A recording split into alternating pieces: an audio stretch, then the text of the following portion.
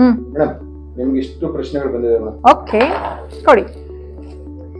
So ಯಾವ್ದು ಹೇಳೋಣ?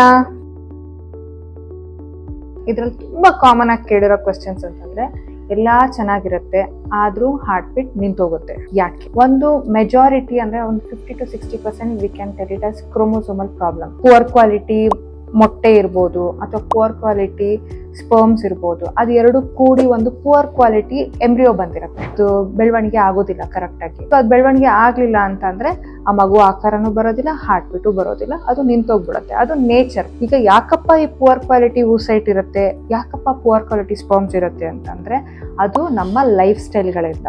ಒಂದು ಸ್ಮೋಕಿಂಗ್ ಇರ್ಬೋದು, ಆಲ್ಕೋಹಾಲ್ ಕುಡಿಯೋದ್ರಿಂದ ಇರ್ಬೋದು, ಅಥವಾ ತೀರಾ ಒಬೆಸಿಟಿ ಇರೋದು, ಅಥವಾ ಹೆಣ್ಮಕ್ಳಲ್ಲಿ PCOD ಪ್ರಾಬ್ಲಮ್ ಇರೋದು, ಜಂಕ್ ಫುಡ್ ತಿನ್ನೋದ್ರಿಂದ ಕೂಡ, ಕಾರ್ಬೋನೇಟೆಡ್ ಡ್ರಿಂಕ್ಸ್ ಅದೆಲ್ಲ ಕುಡಿಯೋದ್ರಿಂದ ಏನಾಗುತ್ತೆ, ನಮ್ದು ಕ್ರೋಮೋಸೋಮಲ್ ಪ್ರಾಬ್ಲಮ್ಸ್ ಸ್ಟಾರ್ಟ್ ಆಗುತ್ತೆ. ಸ್ಪರ್ಮ್ಸ್ ಆಗಿರ್ಬೋದು, ಮೊಟ್ಟೆಗಳು ಆಗಿರ್ಬೋದು, ಅದೆಲ್ಲ ಕ್ವಾಲಿಟಿ ಕಮ್ಮಿ ಆಗ್ತಾ ಹೋಗುತ್ತೆ. ಸೊ ಡೆಫಿನೆಟ್ ಆಗಿ ಅದರಿಂದ ಈ ತರ ಚಾನ್ಸಸ್ ಇರುತ್ತೆ.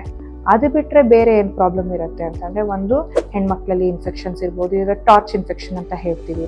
ಆ ತರ ಏನಾದ್ರು ಇನ್ಫೆಕ್ಷನ್ ಆಗಿದ್ರೆ, ಯೂಟ್ರಸಲ್ ಪ್ರಾಬ್ಲಮ್ ಇತ್ತು ಅಂತಂದ್ರೆ ಯೂಟ್ರೈನ್ ಅನಾಮಲೀಸ್ ಅಂತ ಹೇಳ್ತೀವಿ. ಅರ್ಲಿ ಅಬಾರ್ಷನ್ಸ್ ಆಗುತ್ತೆ. ಈಗ ಪ್ಲೆಸೆಂಟಾ ಕರೆಕ್ಟ್ ಆಗಿ ಅಟ್ಯಾಚ್ ಆಗಿಲ್ಲ ಗರ್ಭಕೋಶಕ್ಕೆ, ಅದಕ್ಕೆ ಕರೆಕ್ಟ್ ಆಗಿ ಬ್ಲಡ್ ಸಪ್ಲೈ ಬಂದಿಲ್ಲ ಅಂತಂದ್ರೂ ಕೂಡ ಮಗು ಬೆಳವಣಿಗೆ ಆಗೋದಿಲ್ಲ, ಅಬಾರ್ಷನ್ ಆಗ್ಬಿಡುತ್ತೆ.